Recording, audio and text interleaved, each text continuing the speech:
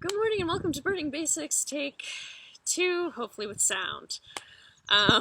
Today we are talking about Titanidae and Strigidae, our two families that make up our owls. So, they're of course really awesome birds. We're going to be taking a closer look at what makes them owls to begin with, and then delving into some of our local specimens. And of course there's more than you'd expect in a giant urban area like the South Bay. So, our owls.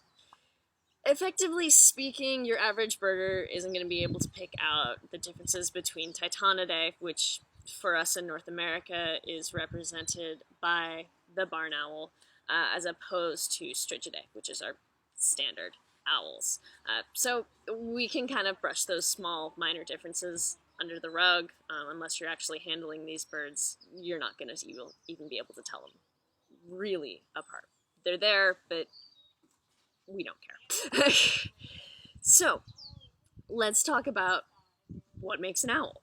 So, first off, one of the first things that pops into anybody's head when you say owl is nocturnal. They're active at night. Now, this doesn't hold strictly true for all of the species that we've got, even in the South Bay, but it's kind of our overarching theme, which is important to keep in mind because our owls are effectively taking over the ecological niche filled by our diurnal avian predators, our hawks, our eagles, our falcons. So we're going to see a lot of commonalities in terms of the adaptations that they rely on in order to successfully hunt and survive. Of these adaptations is, of course, the hooked beak. You can't be a meat-eating bird that has to actually tear into its prey without one. If you've just got a straight pointed bill, you can't really get a good grip on things. So that hook is really integral for just being able to effectively eat the food that you've caught. Secondly, the talons, those claws on the feet of the birds. These are incredibly important for the survival and safety of these birds, which makes a great deal of sense because if you are a predator, the last thing you want to do is to bring a struggling animal that is trying to do its best to escape you, because you want to make a lunch out of it, close to your face, especially if you're an owl with really large eyes. You want to make sure it's not going to be able to do you any harm by the time it gets close to you. So those talons and really strong grips are absolutely integral to these birds and their hunting techniques. But, of course, owls aren't hawks. They've got differences, so let's talk a little bit about what those are. First off, the wings of owls. They're incredibly soft, first off, but if you actually take a really close look at the leading edge of these feathers, this is an example in a barn owl wing, you'll notice that the leading edge, the edge that goes into the wind as the bird is flying, is actually ragged. Now this looks like feather wear, something that would occur after the bird has been out in the elements, it's been flying around, the feathers are going to get worn down, right? They're going to get damaged. For owls, this is actually an intentional design. What these barbs do, this ragged edge, is they deaden the sound produced by the bird's wings. Now, we've talked previously about how birds can actually use the noise of their wings to communicate to each other, sort of as an additional vocalization to help support communication, but the owl doesn't want to communicate to the other birds when it's hunting. It wants to be able to sneak up on whatever it is that it's trying to catch. In order to do so, you have to be able to move very, very quietly. And these soft feathers with these ragged edges manage it pretty dang well. Another thing that's really notable about our owls is, of course, the owl pellets. Now, this does look like a hairball, and that's kind of pretty much what it is. Owl pellets are made up of all of the non-digestible parts of an owl's meal. The fur, the teeth, the bones, scales, carapaces if it's eating insects, all these things that it can't get any nutritional value, it can't break down in its stomach, gets spit back up, because you don't want to be carrying that around. What's cool about these is you can actually use them to determine what these birds have been eating. kind of a presence-absence survey of the prey species in your area, with the owl doing your survey collection for you. And it is important to note that owls aren't the only birds that do this. They're not the only ones that just kind of decide to swallow their prey whole, of course. Things like cormorants do it, although their pellets are way smellier because they're eating fish. But it is notable for them. And of course, we've all got memories of doing owl pellet dissections at some point in elementary school. Now, let's take a look at our local examples. Starting off with Titanidae, because it's our lone species family for the day. Our barn owl. Now, our playing calls for these birds, because those are really key to actually identifying them. So, our barn owl has a screech call. It kind of sounds like it's screaming. That's definitely what the rodents that it's eating, the rats and mice, are probably thinking. Our barn owl is, in North America, the second palest of our owls, the first being the snowy owl, which, if your children are familiar or had you watch Harry Potter, that's Hedwig, although Hedwig was played by a boy. So that's annoying. Our barn owls are birds of open areas, and they're especially common in our agricultural areas. That's how they got the name. They've got a tendency to roost and nest in barns, abandoned buildings. You'll actually also see them using owl boxes. If you go to a park, or if you're near agricultural fields and you see a gigantic box, generally painted white or a pale color, to keep the heat down, on the edge of a park field, farmland, they're home for our barn owls. And the reason for that is these guys are amazing at pest control. An adult barn owl can eat on an average 1,000 or so rats in a year. And it's more effective than the use of rodenticides because you don't get population spikes. It's a constant level of predation, and because there's a predator always there, it keeps other rodents from just moving into an area.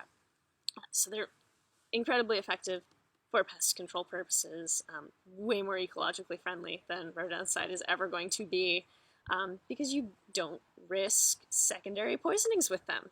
You're not going to accidentally poison predators by using a barn owl. So we really encourage their use over rodenticides ever.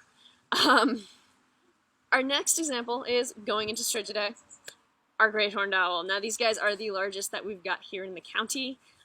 Look at that judgment face. He's judging you. They all do that though. Now the great horned owl is big, and I've actually got to bring out the taxidermy today. This is our great horned owl. It is, of course, named for these little feather tufts. The top, not actually horns. They can actually raise and lower these. Generally speaking, the owls with these horned tufts raise them if they're feeling alarmed or threatened. It's a size posturing thing. Our great horned owl is massive.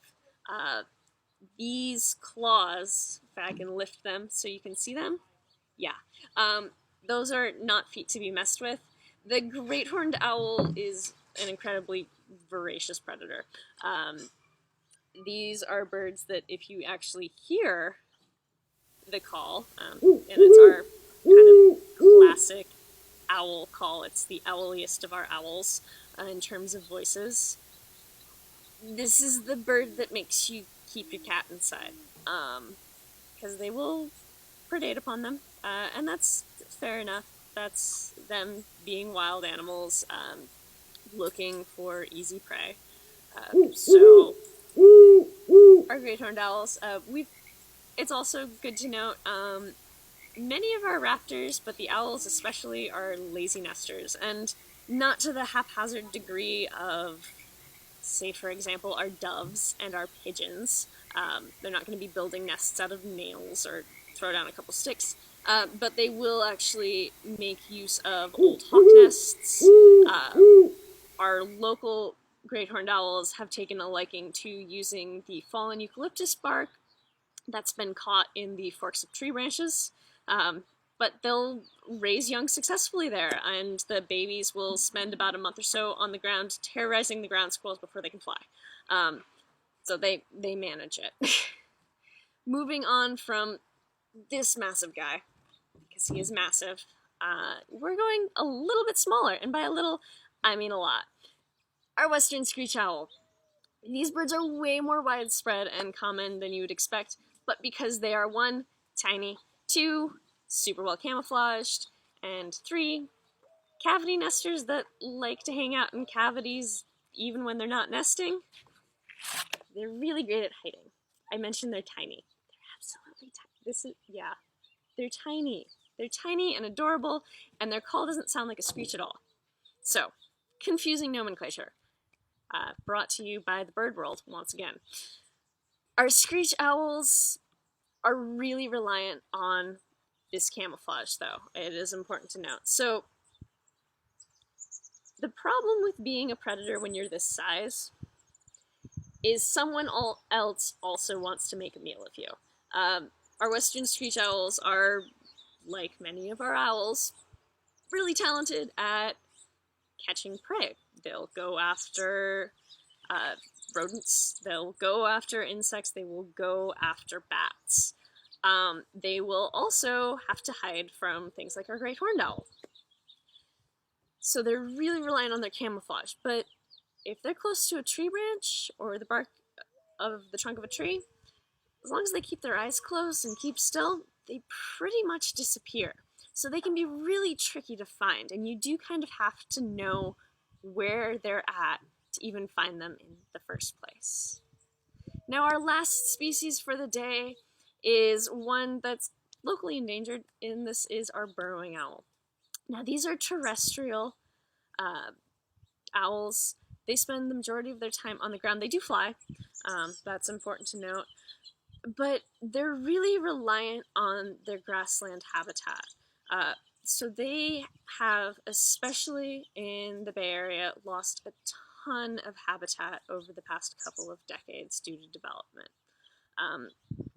They can't survive in areas with vegetation that's over around 12 inches or so. They can't see over it, which means they can't keep an eye out for predators. They'll leave the area if that happens. And they're also burrowing owls. They nest underground. And they're not digging these burrows themselves. As I mentioned, owls are lazy nesters. They're going to have somebody else do it, in this case, ground squirrels. But that also means that they're at risk from things like flooding in those grasslands. So they've got a lot going against them. Santa Clara Valley Audubon is actually involved in conservation projects with these birds.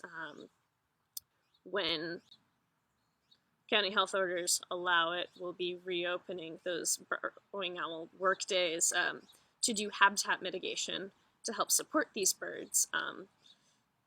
Only volunteers 18 years or older are legally allowed to participate for insurance reasons. So I'm very sorry if you're a high school student that wants to help with the burrowing owls. Unfortunately, not an option.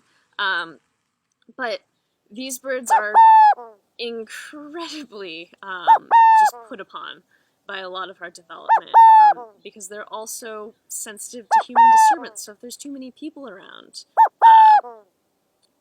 they can be disturbed to a point where they'll leave an area. If you've been to Shoreline Lake, you've probably noticed signs of sensitive habitat nesting spots. Those signs are there for a reason. It's so that these birds don't completely disappear from our county. And unfortunately, that seems to be the way that they're going. Now, with regards to finding your owls, because we've talked about owls, we've seen some really cool examples of owls. Owls are awesome. Everybody wants to see an owl. How do you find them? The calls are going to be your best friend. Just going and listening at night can be really helpful because they are vocal. It is important to note, this is your public safety announcement of the day. Do not go owling alone in an area that feels unsafe. If you want to get an introduction to owling, we occasionally do night hikes. Once again, county health orders permitting.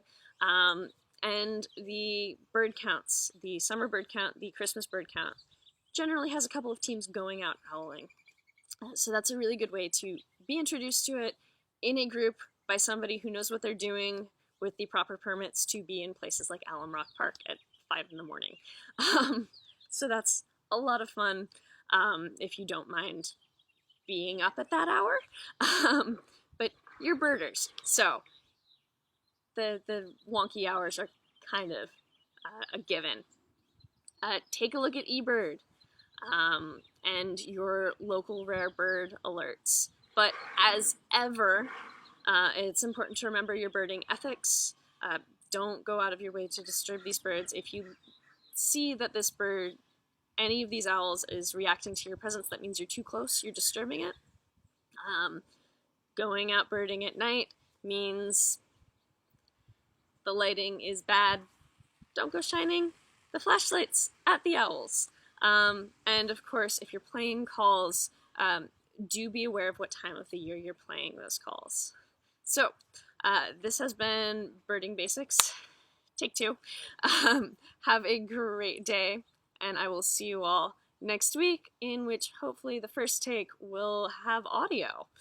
Bye.